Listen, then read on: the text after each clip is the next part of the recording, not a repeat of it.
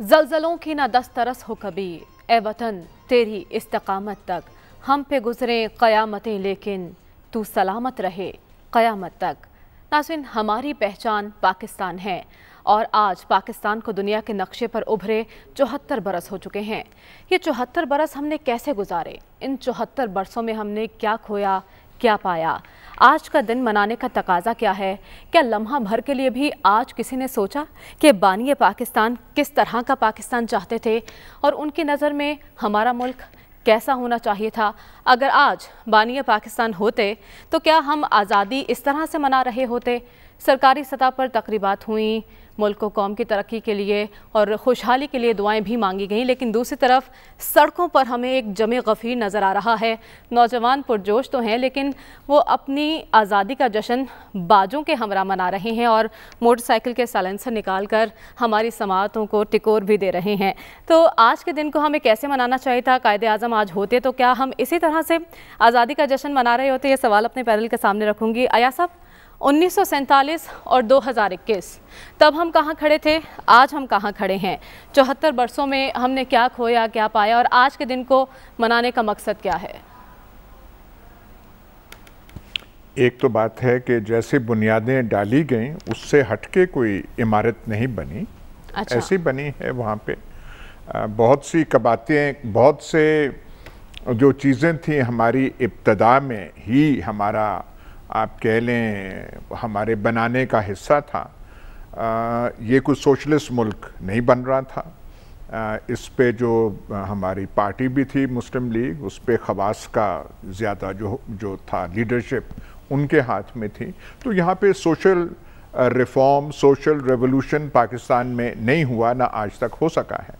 जहाँ तक बानी पाकिस्तान का आपने कहा कि उनके क्या जहन में था, तो ये हमारा कमाल है पाकिस्तान का कि इस पे इक्तफा नहीं है, इस पे इत्तफाक नहीं है कि बानी पाकिस्तान किस किस्म का पाकिस्तान चाहते थे। कई लोग जो हैं उनकी एक तकरीर 11 अगस्त वाली वो निकाल के पढ़ देते हैं कि उन्होंने ये कहा था। कई लोग जो थे उन्होंने एक और छाप, एक और टोपी पाकिस्तान पर डालने की कोशिश की।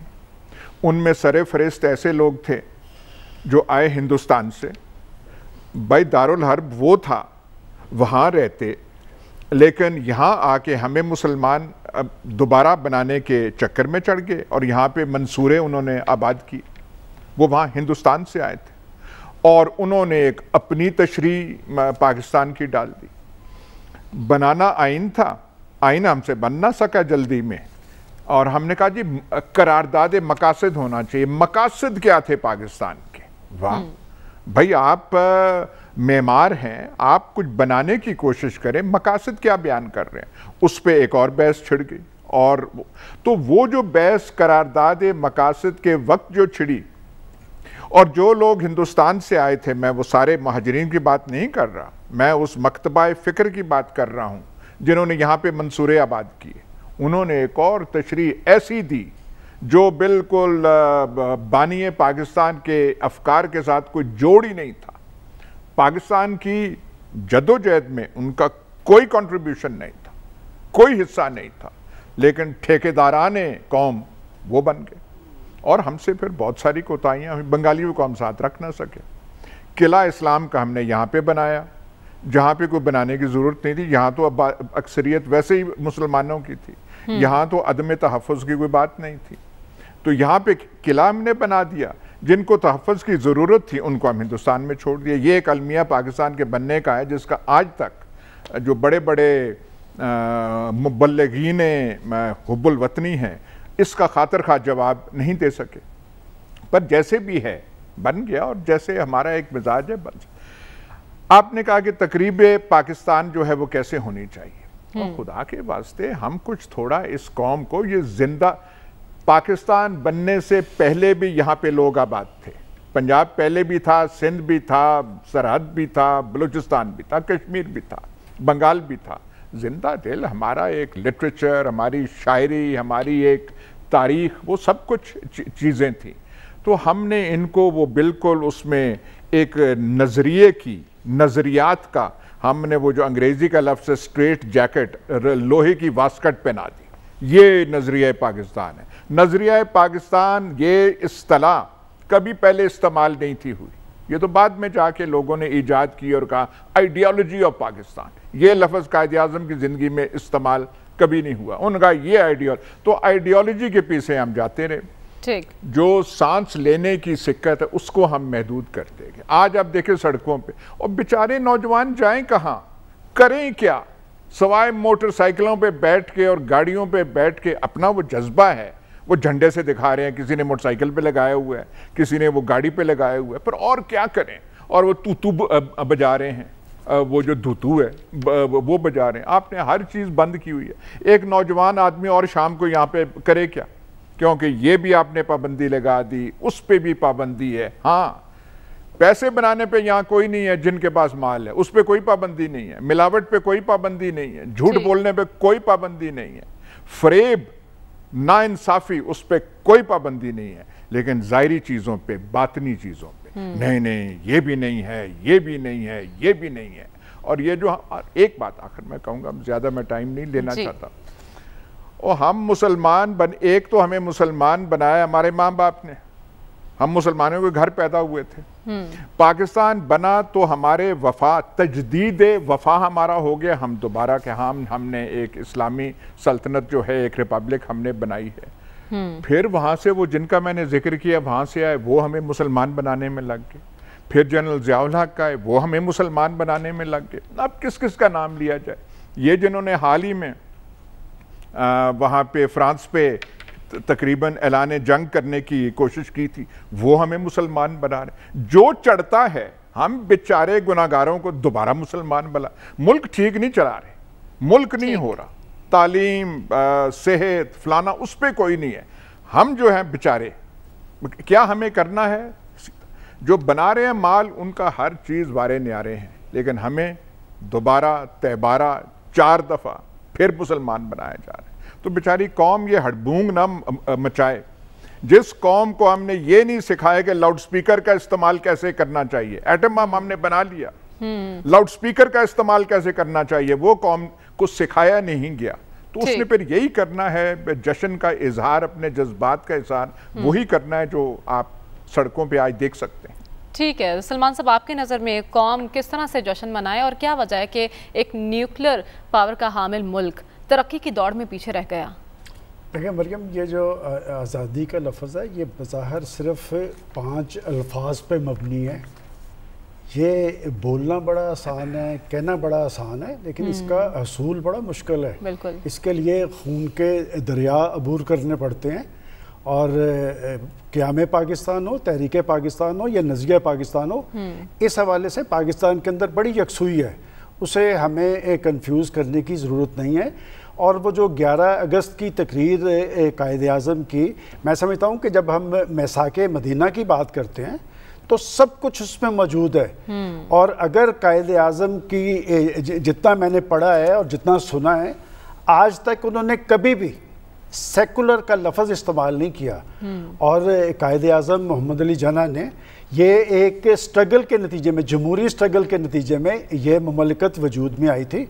और आपने कहा कि इसके तकाज़े क्या है, तकाज़े भी यही है कि हमें पाकिस्तान जिस बुनियाद पर वजूद में आया है उस मुल्क के अंदर जमहूरियत को स्ट्रॉन्ग करना चाहिए, जमहूरियत के हवाले से यकसुई होनी चाहिए। और वो शख्स जो ख़ुद को ये कहता था कि आइन और कानून की बालादस्ती और उन्होंने कायम करके दिखाई है। हमारे यहाँ हम कहते सारे हैं कि आइन और कानून की बालादस्ती, लेकिन पाकिस्तान के अंदर बहुत सारे तबकात हैं जो कानून से बालादस्त हैं। कि वो जो हम कहते हैं कि अमीर और गरीब में तफरीक है, यहाँ पर कानून जो बरूए कार लाया जाता है उनके खिलाफ आता है, जो बेचारे जिनके दस्तरस में कुछ नहीं है, जिनका असर रसूख कुछ नहीं है। और फिर कायद आज़म मोहम्मद अली जिन्ना ने जो रहनुमा असूल हमें दिए थे वो थे इत्तेहाद, तंजीम और यकीन महकम। लेकिन अगर अमलन हम देख लें तो किस हद तक हमारे अंदर इत्तेहाद है, किस हद तक तंजीम है, किस हद तक यकीन महकम है। पाकिस्तानी कौम, अगर ये जो आपने मोटरसाइकिलों की बात की और वो जो जोशो खरोश, ये एक कमिटमेंट है पाकिस्तान के हवाले से। हमारे वो जो खाते पीते तबकात है जो घरों के अंदर बैठकर सिर्फ टीवी को एंजॉय कर लेते हैं और बहुत सारी चीज़ें एंजॉय करते हैं, उन्हें इसकी कदर कीमत का नहीं पता। देखिए ये कौन से तबके हैं ये जो सड़कों पे आते हैं, जो साइकिलों पे, अभी आज मैं नेट पे देख रहा था तो एक शख्स कूड़ा उठाने वाला लड़का जो है वो पाकिस्तानी परचम लेके जा रहा है। मैंने कहा इस शख्स को पाकिस्तान ने कुछ नहीं दिया, लेकिन उसका दिल पाकिस्तानी है, और पाकिस्तान के लिए कुर्बानियाँ देने वाले तबकात वही हैं जो नीचे वाले तबकात हैं, जो गरीब तबकात हैं। और ये फिर हम जब इसमें मैं अपनी फ़ौज की बात भी करूँगा कि बात यह कि हमारे जो सिक्योरिटी इदारे हैं इनमें भी ये कोई अमीर तबकों से लोग नहीं है जाते, ये मुतवस्सित तबकों के लोग हैं जो आज सरहदों पे खड़े अक्सर ज़मीन की हिफाजत करते नज़र आते हैं। मेरा ख्याल है कि हमारे आज़ादी के सबसे भरपूर तकाजा ये है कि हमें वापस लौटना है। देखें उस वक्त हमें कौम बने थे, बिल्कुल, और कौम बनने के बाद हमें एक मुल्क मिला था। आज हमारे पास मुल्क मौजूद है, मुल्क को तरक्की की मनाज़िल पे ले जाने के लिए हमें फिर एक कौम बनने की ज़रूरत है, और कौम बनेंगे तो इंशाल्लाह सब कुछ दुरुस्त होगा। आज का पाकिस्तान, मैं हमेशा कहता हूँ, न्यूक्लियर पाकिस्तान है। पाकिस्तान ने तरक्की की है और ज़्यादा तरक्की जमहूरियत वार में हुई है। आप माने या ना माने, सियासतदान हमारा बड़ा बुरा है, लेकिन तरक्की जमहूरियत वार में हुई है। और मुल्क टूटा कब है? जब डिक्टेटरशिप है। हमारे हकायक बड़े तल्ख हैं, हम उन तल्ख हकायक की बात नहीं करते। और आज भी अगर हम वापस लौट चलें अगर हजरत इकबाल की तरफ और कायद आज़म की तरफ, तो सारे मामला हमारे समझ सकते हैं, इसलिए कि उन्होंने ये मुमलिकत सरमायादारों, जागीरदारों, वडेरों और जिनकी बात की जा रही थी उनके लिए नहीं बनाया। ये बात दुरुस्त है। यहाँ पर चोर, डाकू, लुटेरे वो बड़े साहिब इख्तियार हैं, बड़े बड़े मनासिब पे बैठे हैं और वो एंजॉय करते हैं पाकिस्तान को। और जिन लोगों ने स्ट्रगल की पाकिस्तान के लिए, उनकी औलादें, ये नवाबजादा लियाकत अली खान के ख़ानदान का हाल आपने देखा कि क्या है? क्या हमारी आंखें ऐसे नहीं खुली कि वो शख्स आज भी वहाँ पर वो जो दिल्ली में हमारे हाई कमीशन का ऑफिसर, उसकी जो जायदादें थी उन्होंने पाकिस्तान के नाम कर दी।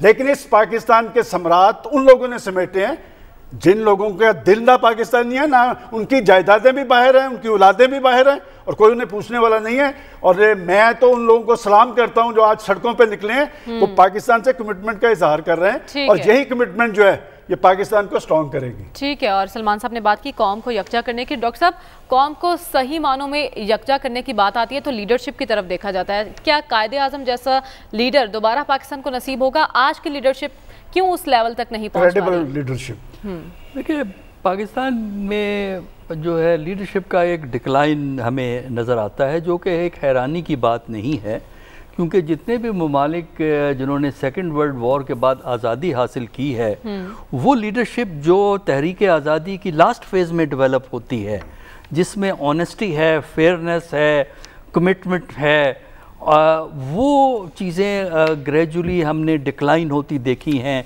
ना सिर्फ पाकिस्तान के अंदर बल्कि दूसरी ममालिक के अंदर भी।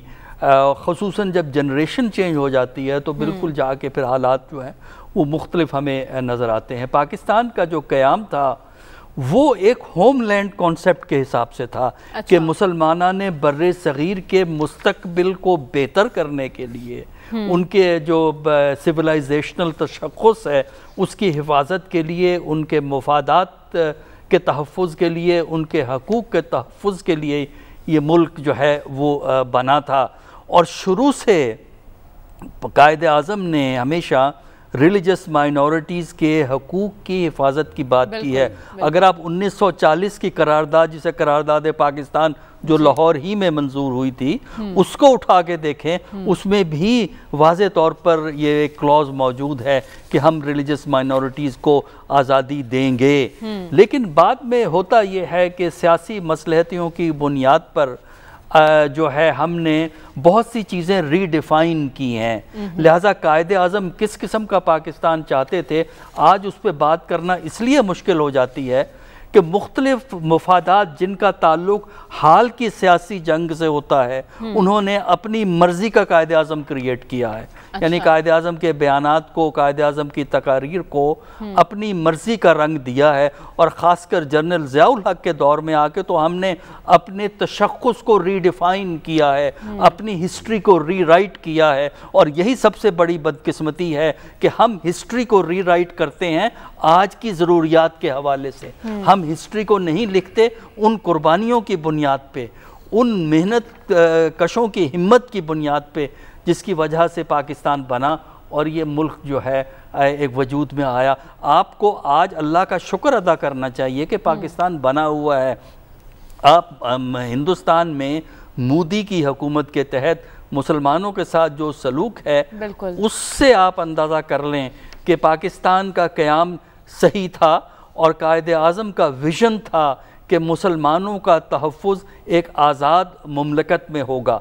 लेकिन कायदे आज़म के यहाँ जो इस्लाम के रेफरेंसेस मिलते हैं, बार बार उनके यहाँ रेफरेंसेस मिलते हैं, वहाँ वो इन्फ्लुएंस थे इस्लाम की सोशल जस्टिस से, इस्लाम की इक्वालिटी से, इस्लाम में फेयर प्ले पे जो एम्फसिस है, इस्लाम में टॉलरेंस पे जो एम्फसिस है, उससे वो मरूब थे और उसी किस्म का पाकिस्तान वो चाहते थे। लेकिन बदकिस्मती से ये चीज़ें जो कि इस्लाम का बुनियादी तशख़्ख़ुस हैं, जो कि पाकिस्तान का भी बुनियादी तशख़्ख़ुस हैं, उनका हमें बड़ी हद तक फुकदान नज़र आता है। ये जिम्मेदारी सिर्फ हुक्मरानों पर आयद होती है या बतौर कौम हर फर्द की जिम्मेदारी? देखिए, बुनियादी तौर पर तो हुक्मरानों पे आती है। अच्छा। वजह यह है कि जो सेंस ऑफ डायरेक्शन देनी होती है वो उधर से होती है। जो मुल्क की तरजीहात का फैसला होता है वो हुक्मरान करते हैं, हाकिम वक्त करता है। देखिए, हम आप उठा के देखिए, हमने सोशल जस्टिस के हवाले से एजुकेशन पे कितना पैसा खर्च किया है, हेल्थ केयर पे कितना पैसा खर्च किया है। और ये जो तजाद है कि एक तरफ हम न्यूक्लियर पावर हैं, दूसरी तरफ लाहौर के हर चौक में जैसे गाड़ी आपकी रुकती है, मांगने वाले आपका घेराव कर देते हैं। ये जो तजाद है, जब तक हम इस तजाद को एड्रेस नहीं करेंगे तो जिस मकसद के लिए ये मुल्क बना था, इन एक मुस्तकबिल को सिक्योर करने के लिए, वो हम मकसद हासिल नहीं कर सके हैं। ये यहाँ पे ख़तरा मुसलमानों को था, बर्रे सग़ीर के मुसलमानों को था, इस्लाम को ख़तरा नहीं था। मुसलमानों, बर्रे सग़ीर के मुसलमानों को था और उन्हीं के लिए ये मुल्क बना था। और शुरू से रिलीजियस माइनॉरिटीज़ को इक्वल राइट्स की बात हुई है, इक्वल सिटीजनशिप का कॉन्सेप्ट हुआ है। लेकिन बदकिस्मती ये है कि हमने कायदे आज़म के फरमूदात को अपनी आज की ज़रूरियात, मुल्क की नहीं बल्कि जिस जमात से मैं ताल्लुक़ रखता हूँ, जो मेरी सोच है, वो रंग हमने देकर कायदे आज़म की असल हकीकत को खो दिया। बिल्कुल, हर जमात का अपना कायद है और कायदे आज़म के फरमुदात को फरामोश कर दिया गया है इस कश्मकश में। खबर, आप क्या कहेंगे, कौन सी चीज़ें हैं जो हमें आगे बढ़ने से रोक रही हैं? आइडियल लीडरशिप का फुकदान क्यों है? देखें, कम से कम मैंने जब से होश संभाली है, अर्ली 90s से ऑनवर्ड, जब कॉलेज गए, जब भी 14 अगस्त आता है, जिस तरह आज माशाल्लाह 14 अगस्त है, बेशक आज़ादी कोई नेमुल बदल नहीं है और हम एक आज़ाद मुल्क के अंदर मौजूद हैं, ये अल्लाह ताला की बहुत बड़ी नेमत है।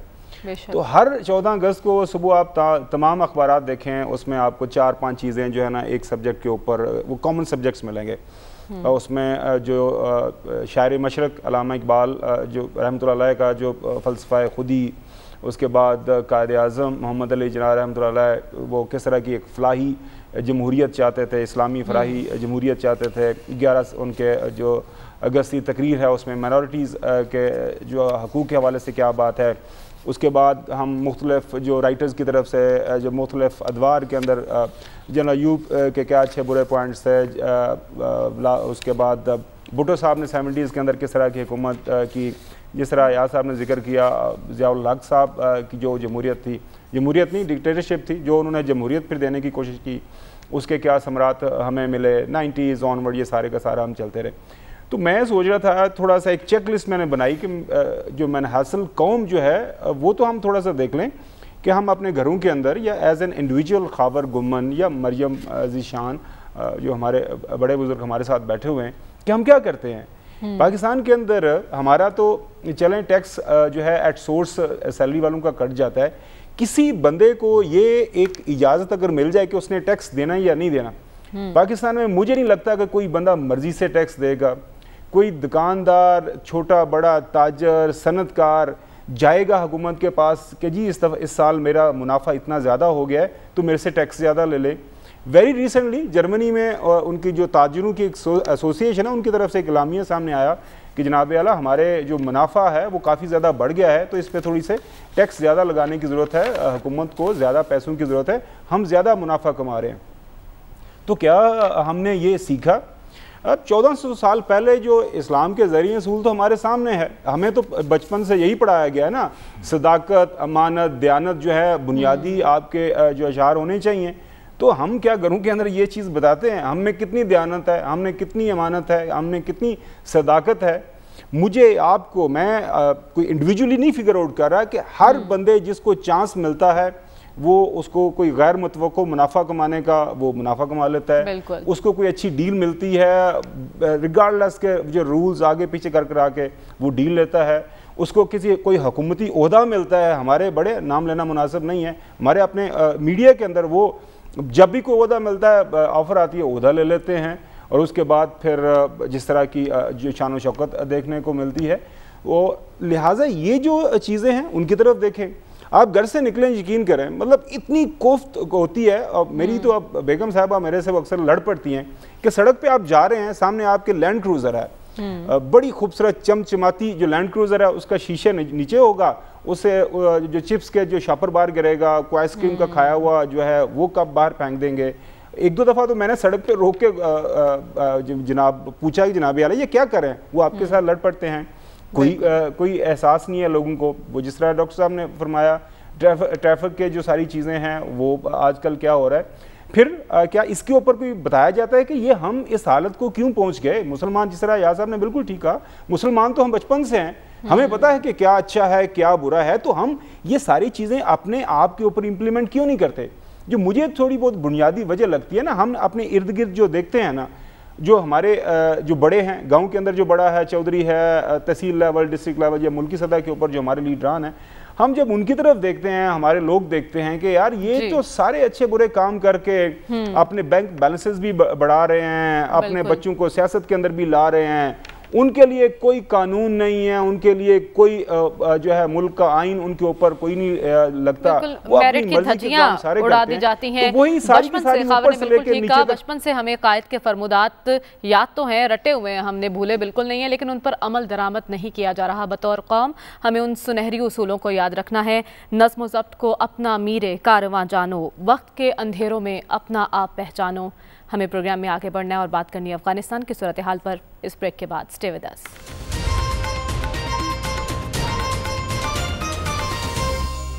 वेलकम बैक नाज़रीन। तालिबान काबुल से चंद किलोमीटर की दूरी पर हैं। इसी असना में अशरफ गनी के इस्तीफे की अफवाहें भी गर्दिश कर रही हैं, जबकि अमेरिका में तालिबान की कामयाबियों और अफगान फोर्सेस की शिकस्त पर जो बाइडन पर शदीद तनकीद की जा रही है।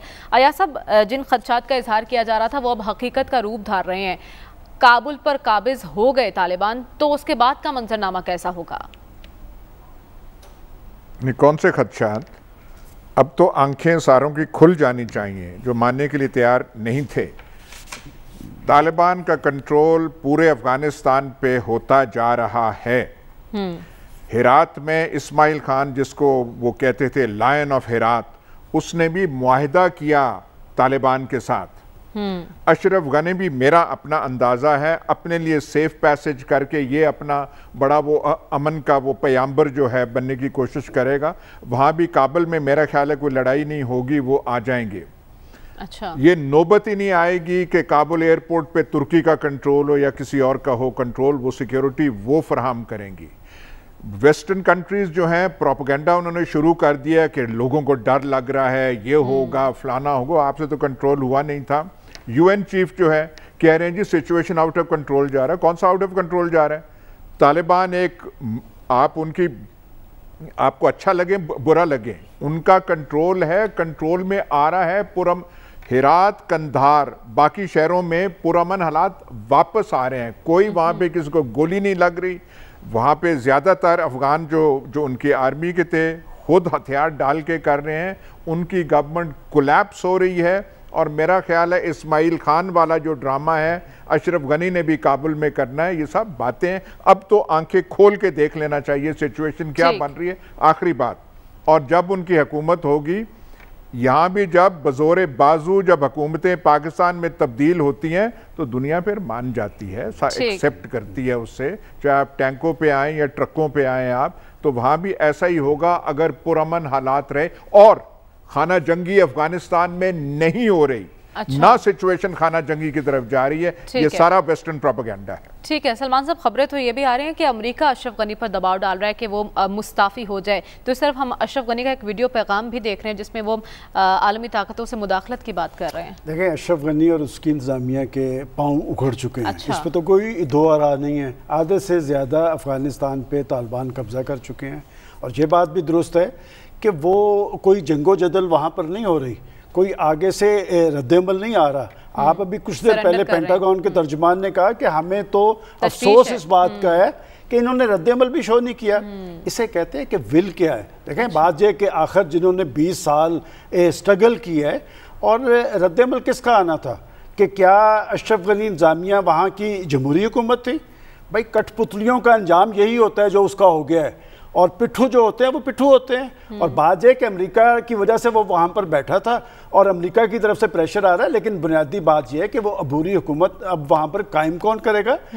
तालिबान जो है वो वहाँ की सबसे बड़ी सियासी हकीकत है और दुनिया ने सब कुछ देख लिया है। और वो जो बात हो रही है कि जी तालिबान काबुल पे कब्जा कर लेंगे तो कोई उन्हें कबूल नहीं करेगा, बात यह कि ये रियलिटी है। और ये रियलिटी बनाई किसने है? ये खुद अमेरिका ने बनाई है। दोहा के अंदर 1 साल से जो मुज़ाकरात कर रहे थे, क्या सिर्फ इसी बात पे मुज़ाकरात हो रहे थे कि अमेरिका ने वहाँ जाना है? मैं पहले भी आपको ये कह चुका हूँ कि बाजे के बिल आखिर पता ये चलना है कि मामला तय हो चुके थे और अपनी कठपुतलियों को इसी तरह जलीलो रुस्वा करके निकाला जाता है। और अमेरिका की सियासी तारीख, हमारा जनरल मुशर्रफ नहीं बैठा, वो पाकिस्तान के, वो कहते थे हम पाकिस्तान को जनरल मुशर्रफ के अंदर से देखते हैं। वो क्या किया उनके साथ?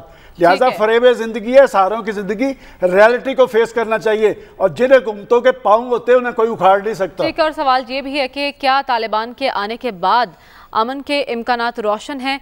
ये डॉक्टर साहब आपसे जानूंगी, लेकिन इस ब्रेक के बाद स्टे विद अस।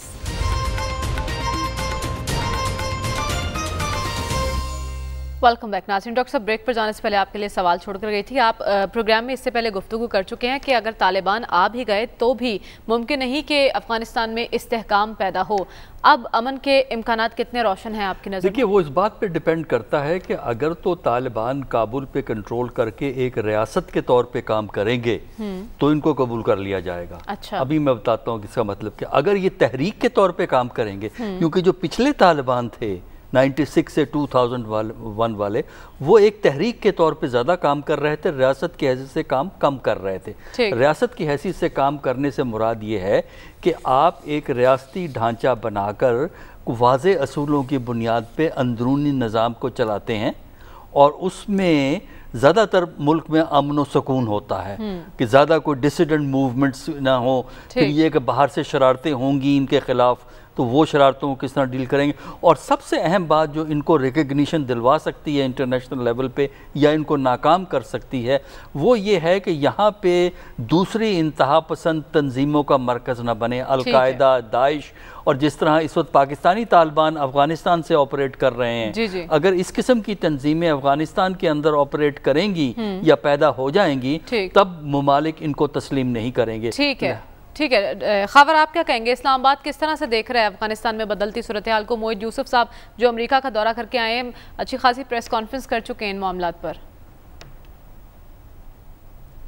देखें, जो बज़ाहिर चीज़ें नज़र आ रही हैं ना आइंदा जो हफ्तों के अंदर डेवलप होती हैं, वो तो यही लग रहा है कि जो अफ़गानिस्तान के अंदर अब तालिबान जिस तरह उनका कब्ज़ा अब 22 के करीब जो है प्रोविंशियल कैपिटल्स के ऊपर हो गया है, अब लग इस तरह रहा है। और मेरे ख्याल में ये काफ़ी वाज़ेह था शुरू दिन से कि जिस दिन अमेरिका बहादुर ने तालिबान के साथ मुआहदा किया था, उस दिन तालिबान को लेजिटिमेसी इंटरनेशनल लेवल के ऊपर मिल गई थी। अब ये है कि मेरी अभी भी ये राय है और असेसमेंट यही है कि काबुल के ऊपर वो फौजी हमला नहीं करेंगे, उससे पहले ही मामला इस सतह के ऊपर पहुंच जाएंगे कि उनकी बात मान ली जाएगी, अशरफ गनी रिज़ाइन कर जाएंगे, एक इंटरम सेटअप की तरफ चीज़ें जाएंगी। जिस तरह वो उनकी एक जो रिक्वायरमेंट भी यही है, उन्होंने एग्रीमेंट यही किया हुआ है कि जो मौजूदा सेटअप है वो वहाँ से इस्तीफ़ा दे चले जाएँ, उनकी मर्ज़ी के मुताबिक इंटरम सेटअप वहाँ पे आ जाए जिसमें हिस्सा बकदर जुसा तमाम जो है अफ़गानिस्तान के अंदर स्टेक होल्डर्स हैं उनको मिले, वो फिर वहाँ पे एक नया जो भी आइन और कानून बना, उसके बाद जो भी वहाँ पे मामला हैं उस तरह चलें। एक बात अयाज साहब ने बिल्कुल ठीक की, ये social media otherwise western media के ऊपर एक प्रोपेगेंडा ज़रूर चल रहा है कि एज इफ़ कि अफ़गानिस्तान के अंदर लॉलेसनेस है। वहाँ से जो भी खबरें आ रही हैं, चंद इक्का दुक्का जगहों के ऊपर जो है तालिबान की रियल टाइम कोई फाइट वहाँ पे हुई है अफगान फोर्सेस से। अदरवाइज़ उनकी एडवांस पार्टी जाती है, बात करती है, लोग हथियार डाल रहे हैं। जो इस्माइल खान वाला जो है वाक़या बड़ा सामने है। अब तो खबरें ये भी आ रही हैं Ismail Khan as a advance party के तौर के ऊपर काम कर रहे हैं। इवन वो नॉर्दर्न अलायंस के साथ भी बात कर रहे हैं। गजनी से खबरें आई हैं क्योंकि वो का गढ़ है वहाँ पे। मैं वही कह रहा हूँ कि जो गजनी का एरिया वहाँ पे अहले तशी की कंसंट्रेशन काफ़ी ज़्यादा है। उनको कहा गया है कि मुहर्रम आराम से मनाएं। जो एक तालिबान के ऊपर एक टैग लगाया जाता है कि ये एक सुन्नी फैक्शन है और सुन्नी जो सोच को वो आगे बढ़ाते हैं, तो वहाँ पे भी लोगों को वो जो साथ शामिल कर रहे हैं, एक इंक्लूसिव वो एक गवर्नेंस स्ट्रक्चर की तरफ तालिबान जा रहे हैं। और लग यही रहा है कि अभी जिस अमेरिका ने उनके साथ एग्रीमेंट किया है, यही अमेरिका बहादुर दुनिया को ये कहेगा कि अब ये लोग समझदार हो गए हैं, अच्छे तरीके से ये हुकूमत करना चाहते हैं, तो आप इनको माने। ये फिर सारे उसके अंदर शामिल हो जाएंगे। अभी भी कल भी हमने स्पिन बोल्दिक का जो है जो चमन का बॉर्डर है वो अफगानिस्तान के साथ, अब तालिबान वहाँ पर आ गए, उनसे साथ बातचीत करके तो वो खुल गया है, मामला तय है। तो ये अब जो नेबरिंग कंट्रीज़ हैं उनकी ये बातें मानेंगे, इंटरनेशनल लोगों की बातें मानेंगे, तो वहाँ पे इनका मामला आगे चलेगा। क्योंकि तालिबान का जो मैं पहले दिन से बात दोहरा रहा हूँ वो यही है कि यही रहा है कि अशरफ गनी का जाना ठहर गया है और मामलात इंटरिम सेटअप की तरफ जा रहे हैं। आज के प्रोग्राम से हमें इजाज़त दीजिए, आपसे इंशाल्लाह कल मुलाकात होगी। अल्लाह हाफ़िज़।